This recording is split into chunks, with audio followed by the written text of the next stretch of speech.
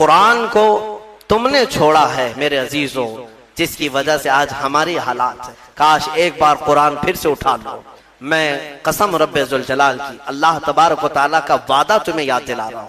مولا نے قرآن میں فرمایا کان حقا علینا نصر المؤمنین، ہم نے اپنے اوپر لازم کر لیا ہے کہ ایمان والوں کی مدد کریں گے۔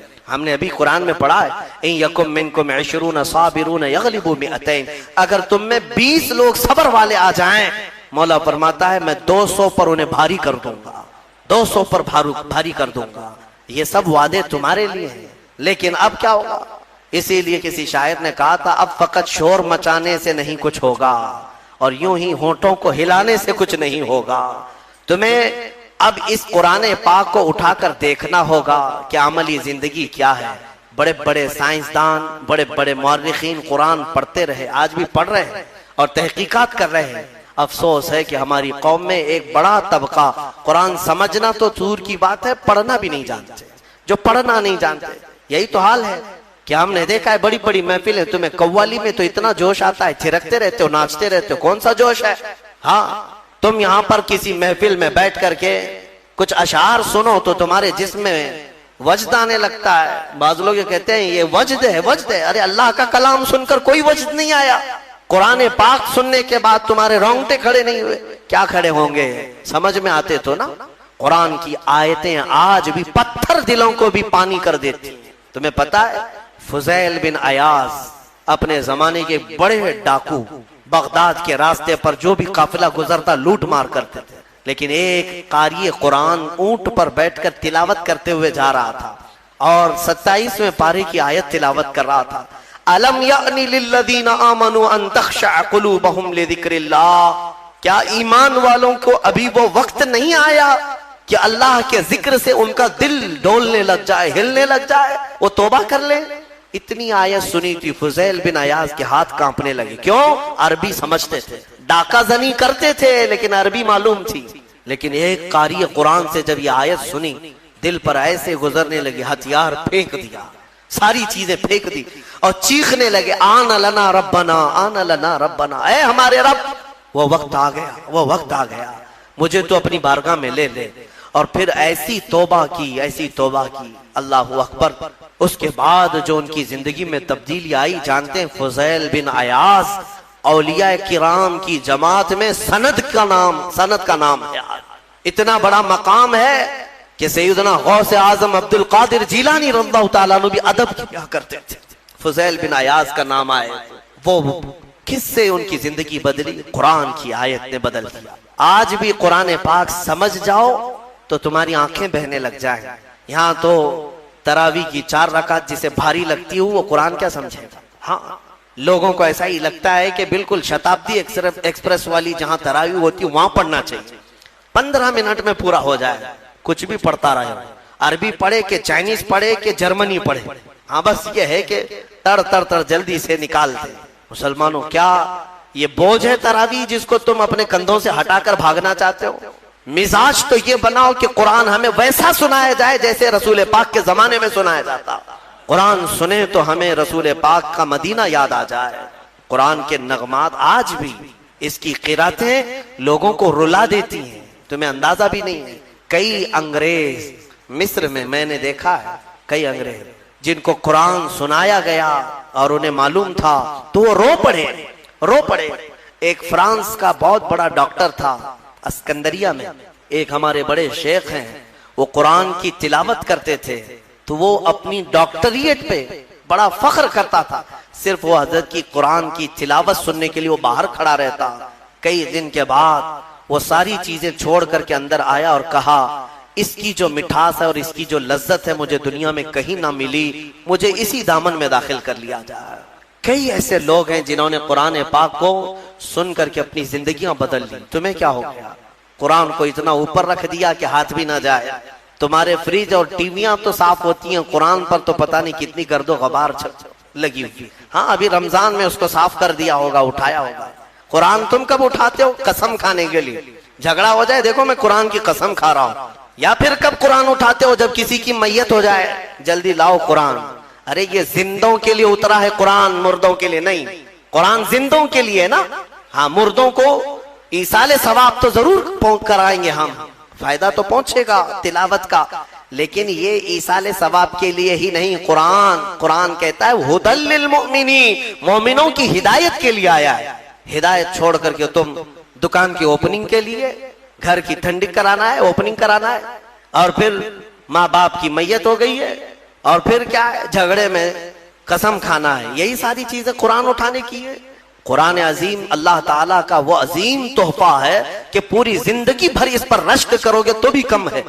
آج پوری دنیا میں کسی قوم کے پاس یہ کتاب نہیں ہے جتنی محکم کتاب تمہارے پاس ہے، سینہ تان کر کے کہہ سکتے ہیں ایسی کتاب کسی کے پاس نہیں ہے، اتنا بڑا ذخیرہ تمہارے پاس ہے اور تم اس کو پیچھے ڈالے ہوئے ہو۔ بچپن میں ہمارے بچوں کو جب مدرسہ بھیجتے ہیں ہم تو قرآن سینے سے لگا کر بھیجتے ہیں نا، بچہ سینے سے لگا کر کے آتا ہے قرآن، لیکن چندی دنوں کے بعد جب ہم بڑے ہونے کے بعد دیکھتے ہیں اسکول جانے کے وقت بچہ تو سارا بستہ پیٹھ پر رکھا رہتا ہے، ہوتا یہی ہے نا، بستے میں ساری بکس کتابیں پیٹھ پر رکھا رہتا ہے، لیکن مدرسہ جب آتا ہے تو قرآن سینے سے لگا کر آتا ہے۔ شاید بڑوں نے، ہمارے بزرگوں نے یہ رواج رکھا ہوگا کہ بیٹا قرآن ہمیشہ سامنے ہونا چاہیے، قرآن ہمیشہ مقدم رہے، بعد میں سب، لیکن بڑے ہونے کے بعد یہ سامنے والی چیز پیچھے ڈال دیتا ہے، پیچھے والی چیز کو ہی اہمیت دینے لگتا ہے۔ ایک بات یاد رکھو، میں نہ کالج کا مخالف ہوں، نہ اسکول کا مخالف ہوں، نہ یونیورسٹی کا مخالف۔ ہاں، کوئی بھی کالج کا، یونیورسٹی کا، کہیں کا اسٹوڈنٹ ہو میرے ساتھ بیٹھے، میں اس کے ساتھ انشاءاللہ ڈسکس ضرور کروں گا ہر ٹاپک پر، لیکن یہ برکت ہے صرف قرآن کی۔ الحمدللہ ہم نے قرآن پڑھا ہے تو قرآن کی برکت سے اللہ نے ہمیں سائنس کی بھی سمجھ عطا کی ہے، ہمیں میتھس بھی آتا ہے، ہمیں جیومیٹری بھی آتی ہے، ہمیں فزکس بھی آتا ہے تھوڑا بہت۔ میں یہ فخر کے لیے نہیں کہہ رہا، نہ ہی یہ غرور کے لیے کہہ رہا ہوں، بلکہ جو کچھ بھی اللہ نے ہمیں شدھ بدھ دی ہے وہ قرآن کی برکت سے عطا کیا۔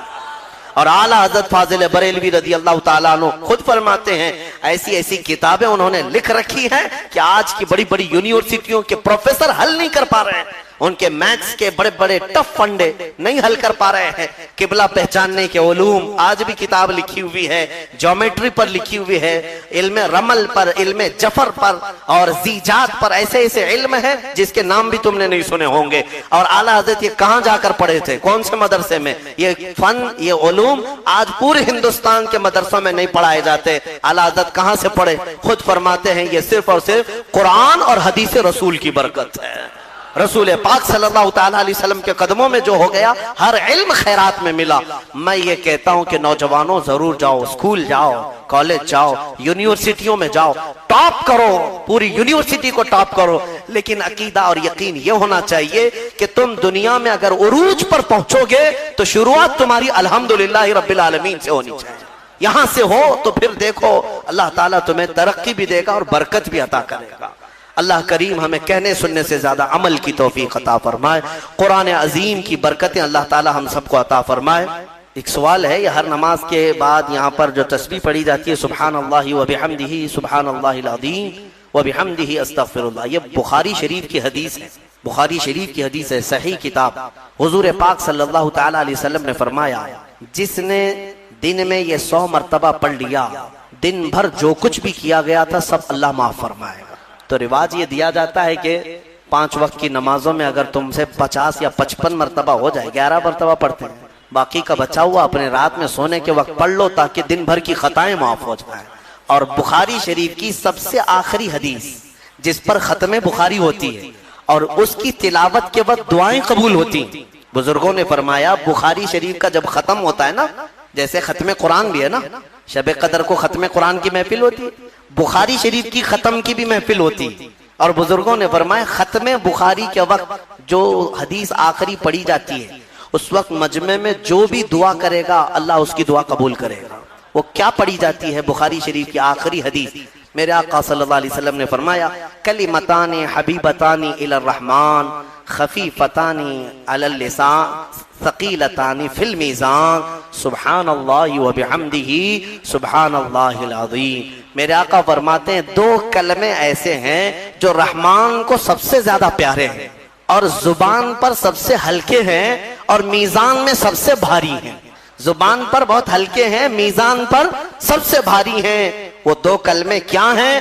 میرے آقا فرماتے ہیں سبحان اللہ وبحمدہ ایک کلمہ، سبحان اللہ العظیم دوسرا کلمہ۔ یہ ایک دوسری حدیث میں آگے وہ بحمدہ استغفراللہ کا بھی اضافہ ہے کہ اسلام انسان کی فطرت کے عین مطابق ہے، اسلام کی فطرت کے مطابق ہے. اسی لیے قرآن کہتا ہے لا یکلف اللہ نفسا الا وسعها. میں آج چیلنج کرتا ہوں، ایک ایسا حکم لا کر کے دکھا دو، ایک ایسا حکم اسلام میں کہ جس میں ایسا لگتا ہو کہ یہ انسان کے لیے بھاری ہے. ایسا نہیں ہونا چاہیے، ایسا نہیں ہونا چاہیے تھا. اسلام نے اپنے ماننے والوں پر یہ پابندی کیوں لگائی؟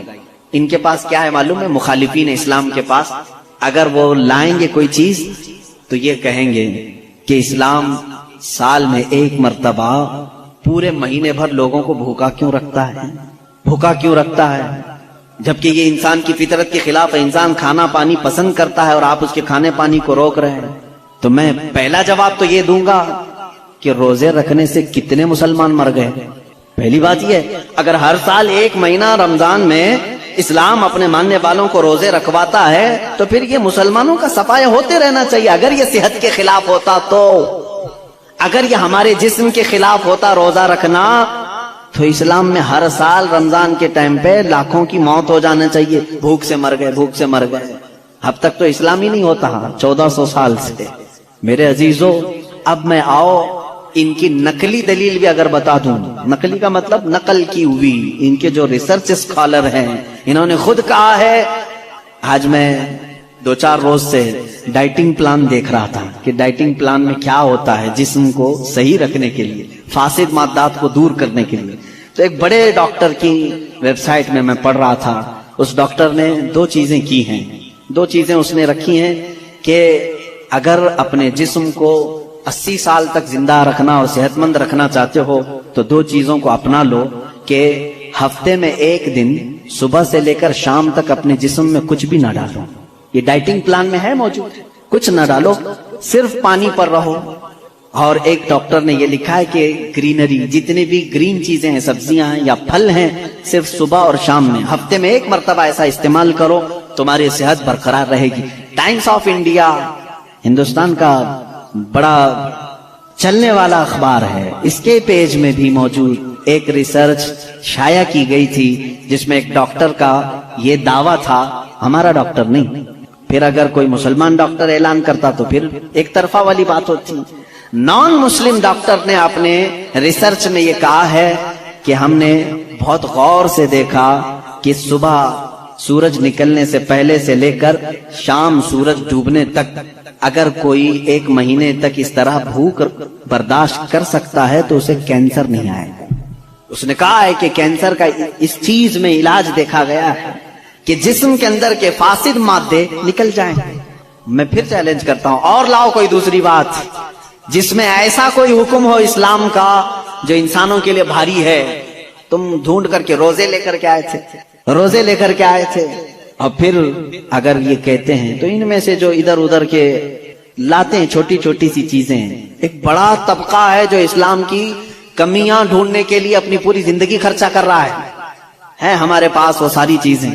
قرآن کو خوردبین لگا کے، مائکروسکوپ لگا کر کے پڑھنے والے لوگ ہیں کہ کہیں تو کچھ نکل جائے، مل جائے.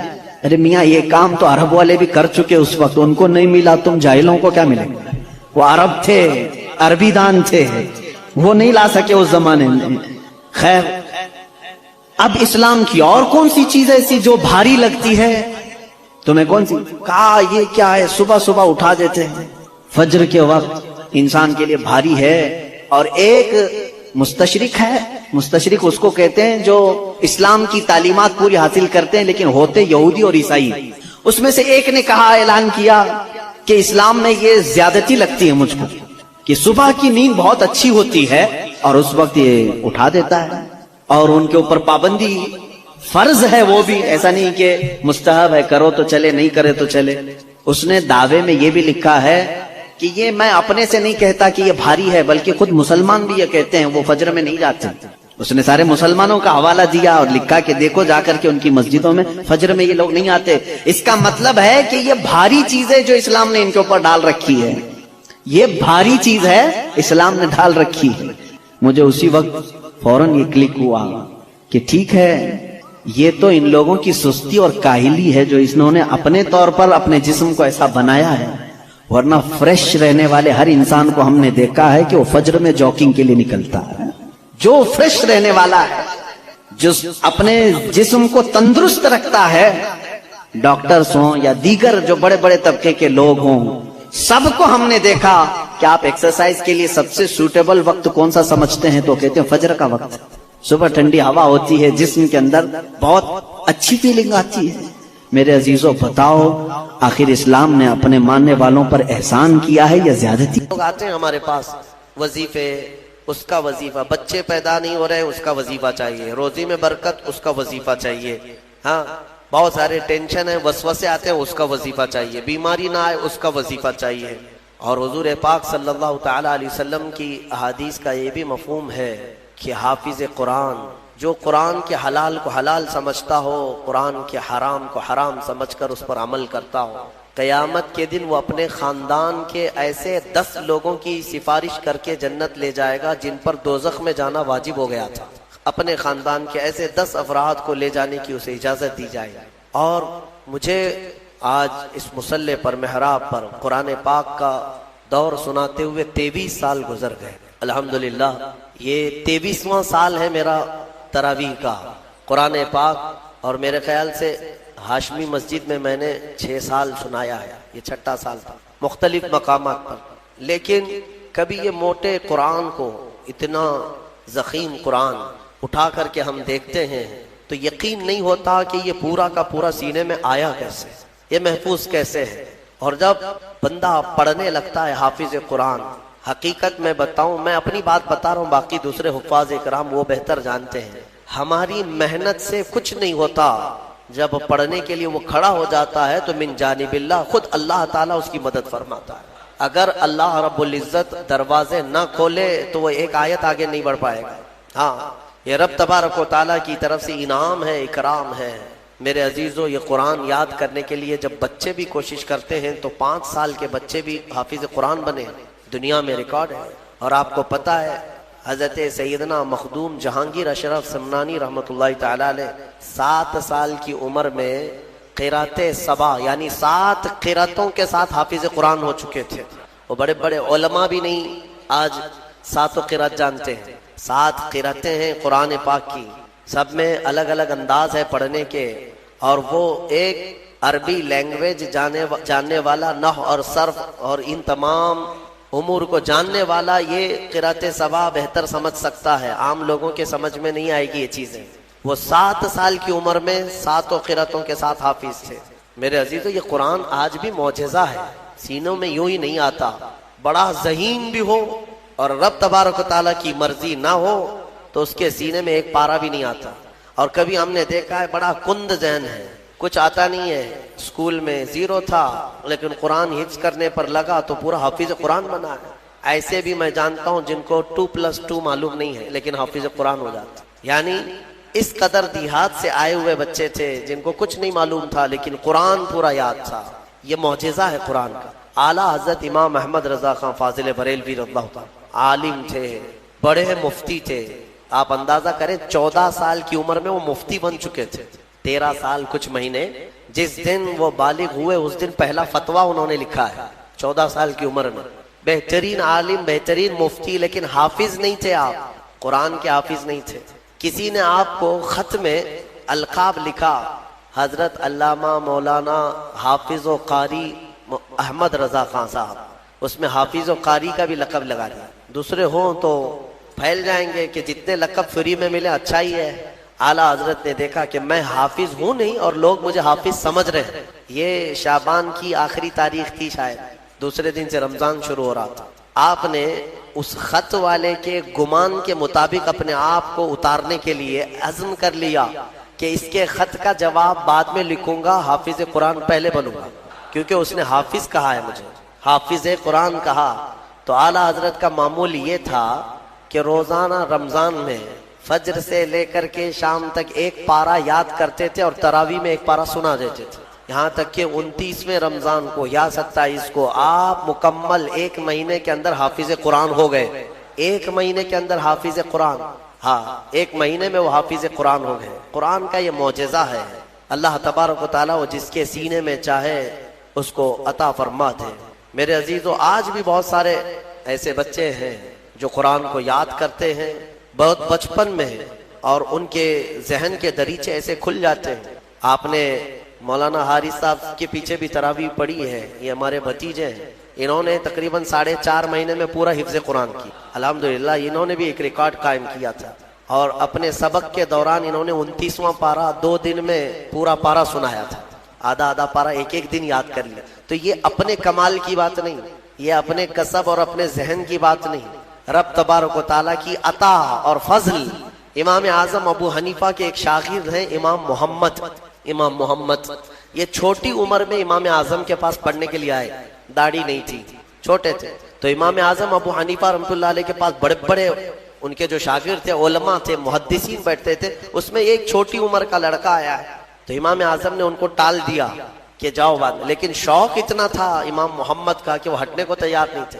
امام اعظم ابو حنیفہ نے ان کو ٹالنے کے لیے کہا کہ بیٹا میں انہی کو پڑھاتا ہوں جو حافظ قرآن ہوتے ہیں، تم حافظ ہو؟ کہا حافظ تو نہیں. حافظ بننے میں 2-3 سال لگ جائیں گے، جب تک تھوڑا سا جوانی آ جائے گی پھر سمجھ لے گا. کہا جاؤ حفظ کر کے آؤ. وہ گئے، 8 دن کے بعد پھر آئے امام اعظم کے پاس. کہا کہ حضور مجھے شاگردی میں لے لیجئے. کہا میں تم کو پچھلے ہفتے بھیجا تھا حافظ بن کر کے آنا. انہوں نے کہا میں پورا حافظ بن کر کے آیا ہوں 8 دن کے اندر. میرے عزیزو یہ اللہ تبارک و تعالیٰ کی طرف سے انعام ہے، اور میرے آقا صلی اللہ تعالیٰ علیہ وسلم کا زندہ معجزہ ہے. اللہ تبارک و تعالیٰ اس قرآن پاک کی خوب برکتیں ہمیں عطا فرما ہے. قرآن کو نہ چھوڑو اے میرے عزیزو. قرآن کو چھوڑ کر کے آج اس قدر گمراہی آئی ہے. وہ زمانے میں معزز تھے مسلمان ہو کر، آج ہم خار ہیں تاریخ قرآن ہو کر. قرآن کو چھوڑ کر ذلیل ہیں ہم. قرآن کو چھوڑنے کی وجہ سے یہ ساری آفات. اللہ فرماتا ہے اور دنیا سوائے دھوکے کے سامان کے کچھ نہیں. جس نے دنیا بنائی وہ خود فرما رہا ہو، جو اس کائنات کا خالق ہے وہ خود فرما رہا ہو یہ دنیا دھوکے کے سامان کے علاوہ کچھ نہیں. یعنی یہاں پر انسان اکثر دھوکہ کھا جاتا ہے. دھوکے کا مطلب یہ نہیں ہے کسی دوست سے دھوکہ کھا رہا ہے، بلکہ وہ پوری اپنی زندگی میں دھوکہ کھایا ہوا ہے.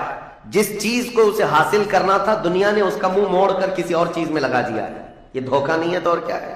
میں آپ کو ایک بات بتا دوں. آپ گھر سے نکلے تھے، سامان سب باندھ کر کے دلی جا رہے تھے. اسٹیشن پر کسی نے پکڑ لیا اور کہا آؤ چلو میں تمہیں ٹرین میں بٹھا دیتا ہوں، اور اس نے تمہیں دلی کی ٹرین کی بجائے تمہیں مدراس کی چنئی کی ٹرین میں بٹھا دیا. بیٹھ گئے تم. مجھے بتاؤ یہ دھوکہ ہوا کہ نہیں ہوا تمہارے ساتھ؟ بہت بڑا دھوکہ ہوا کہ منزل تمہاری کہیں اور تھی، تم کہیں اور چل پڑے. دیکھنے کو ٹرین سیم دکھ رہی تھی، تم نے اس کی بات کا یقین کیا اور بیٹھ گئے، اور جب پہنچے تو پتا چلا نہیں میں تو دلی پہنچا ہی نہیں، میں چنئی آ گیا. زندگیاں اسی طرح سے گزر رہی ہیں. تم جس راستے پر چل رہے تھے اصل تمہاری منزل مدینہ طیبہ، تمہارا سفر حضور پاک کے قدموں تک پہنچنا ہے، لیکن ایرا غیرہ آتا ہے اور تمہیں کسی دوسرے ٹریک پر ڈالتا ہے اور تم چل پڑتے ہو اس کی بات پر. اسی لیے قرآن نے کہا یہ دھوکے کے علاوہ کچھ نہیں ملتا یہاں پر. دنیا اور دنیا داروں پر تم کبھی بھروسہ نہ کرنا، تم اپنی منزل پر ہمیشہ توجہ رکھنا. تمہاری منزل یہ نہیں ہے. اسی لیے شاعر نے کہا تھا غلط روی سے منازل کا بعد بڑھتا ہے، مسافروں روش کارواں بدل ڈالو. تم ٹیڑھے میڑے چلتے رہو گے تو منزل لمبی ہو جائے گی، فاصلہ دور ہو جائے گا. اس لیے چلنے کا طریقہ بدل ڈالو، تمہارا سفر آسان بھی ہو جائے گا اور منزل جلدی پہنچ جاؤ گے. اب جو بات مجھے کہنی تھی وہ یہ ہے، زندگی جب اتنی شارٹ ہے اور آزمائش کے لیے تمہیں یہاں بھیجا گیا ہے، تو مجھے ان نوجوانوں کو دیکھ کر کے کبھی درد ہوتا ہے جو رات بھر نکڑ پر بیٹھ کر کے اپنے وقت کو ضائع کر رہے ہوتے ہیں، جن کی زندگیاں انہوں نے اپنی جوانیاں اپنے ہاتھوں سے برباد کر رکھی ہیں. تمہیں پتا ہے ایک رات جو ہماری زندگی میں آئی، آج کا دن، تم کروڑوں دولتیں لگا دو یہ دن دوبارہ کبھی نہیں آئے. تمہاری زندگی میں کیا قیامت تک واپس نہیں آنا ہے اس دن کو. دنیا چل پڑی ہے، پیچھے کی طرف کبھی نہیں آئے گی. اللہ کا قانون ہے یہ جو وقت گزر رہا ہے ہمارا دوبارہ ہماری زندگی میں کبھی نہیں آنا ہے. لیکن کتنے مزے سے، کتنے ٹھاٹ باٹ سے نوجوان، ہاتھ میں کچھ نہیں، آس پاس کچھ نہیں، عمل بھی کچھ نہیں، ایسے بے فکرے ہو کر کے زندگی گزارتے ہیں. تو سوچنا پڑتا ہے جس امت کو پوری دنیا آگ میں جھلسا چکی ہو، پوری دنیا اس امت کو اپنے نشانے پر رکھی ہو، اس امت کا غیور نوجوان رات بھر گیم کھیلتے ہوئے گزارتا ہے، اسے کسی چیز کا احساس نہیں. مجھے بتاؤ کیا ہماری کیفیتیں ایسی نہیں ہو گئی ہیں جیسے برائلر چکن ہوتے ہیں، فارم مرغیاں ہوتی ہیں، ان مرغیوں میں سے کساب کسی کو بھی پکڑتا ہے کاٹتا ہے، دوسری مرغیاں تو چرنے میں مصروف رہتی ہیں، کوئی آواز نہیں ان کی، ایک مرغی کٹی دوسری مرغی کٹی، وہ کٹتی چلی جاتی ہیں، باقی مرغیوں کو کسی چیز کا احساس نہیں۔ کیا یہ زندگی گزارنے کے ایسی طریقے نہیں ہو گئے آج؟ ہمیں روز اٹھنے کے بعد ایک نیوز پہنچائی جاتی ہے کہ تمہیں کاٹا گیا، تمہیں مارا گیا۔ نہ جانے ہم کتنی مسجدوں کے مینار گرتے ہوئے دیکھ رہے ہیں، کتنے اولیاء کاملین کے مزارات کو جلا کر خاک کرتے ہوئے دکھائے جا رہے ہیں، اور ہمارے امت کے ساتھ ہی نہیں، بانی اسلام کی عزت کے ساتھ مذاق یہ روزانہ نہیں چل رہا ہے۔ یہ تمام حالات کے بعد اب مجھے فکر اس بات کی ہوتی ہے، میاں جب ہمارے گھر میں جنازہ رکھا ہوتا ہے تو ہم کھانا تک نہیں بناتے چولہے پر گھر کے اندر، اور جب امت پر ایسے حالات گزر رہے ہوں تو کیا اس نوجوان کو یہ زیب دیتا ہے کہ وہ عیاشی میں رات گزارے؟ کیا اسے یہ زیب دیتا ہے کہ وہ نکڑ پر بیٹھ کر پوری رات کو تباہی کے اڈے پر گزارے؟ تمہارے ہاتھ میں تاش کے پتے، تمہارے ہاتھ میں شراب کی بوتلیں کیسے آ گئیں؟ یہ امت وہ ہے، تمہیں میں بتاؤں، جنگ تبوک ایک جنگ ایسی ہے حضور پاک صلی اللہ تعالیٰ علیہ وسلم کی زندگی پاک میں 900 کلومیٹر کا فاصلہ ہے مدینہ طیبہ سے۔ ہوا یہ تھا کہ ایک صحابی رسول حضور صلی اللہ تعالیٰ علیہ وسلم کے قاصد بن کر جا رہے تھے، اور بیچ راستے میں ایک عیسائی بادشاہ کے گنڈوں نے اس صحابی رسول کو گرفتار کیا اور ان کو ٹکڑے ٹکڑے کر قتل کر دیا۔ موب لنچنگ اس زمانے میں بھی ہو رہی ہوتی تھی۔ یہ خبر جیسے ہی مدینہ طیبہ پہنچی، وہ لوگ ایسے نہیں تھے کہ انا للہ پڑھ کر خاموش ہو جاتے۔ صحابہ کرام کا جم غفیر مدینے میں جمع ہوا، عرض کیا یا رسول اللہ صلی اللہ علیہ وسلم آپ کا حکم کیا ہے؟ نبی کریم صلی اللہ تعالیٰ علیہ وسلم نے صحابہ کرام کو بھیجا، اس میں سپہ سالار کی تعداد کئی صحابہ کی تھی، اور جب یہ لشکر جرار مدینہ طیبہ سے نکلا 900 کلومیٹر دور چل کر کے گئے، اور وہاں جا کر کے جن لوگوں نے حضور کے ایک غلام پر ہاتھ اٹھایا تھا ان کے بخیے کھڑا کر دیے اور ان کو الٹ پلٹ کر کے آئے، اور لوگوں کو یہ میسج دیا تھا کبھی حضور کے غلاموں کی طرف چھیڑ خانی نہ کرنا ورنہ پورا مدینہ باہر آ جائے گا۔ یہ یونٹی، یہ اتحاد، ان کے اندر یہ احساس میرے آقا صلی اللہ تعالیٰ علیہ وسلم نے پیدا کر رکھا تھا کہ کل مؤمن جسد واحد۔ حضور صلی اللہ تعالیٰ علیہ وسلم نے فرمایا کہ پورا جتنے مومن ہیں وہ سب ایک جسم کی طرح ہیں، ایک جسم کی طرح ہے۔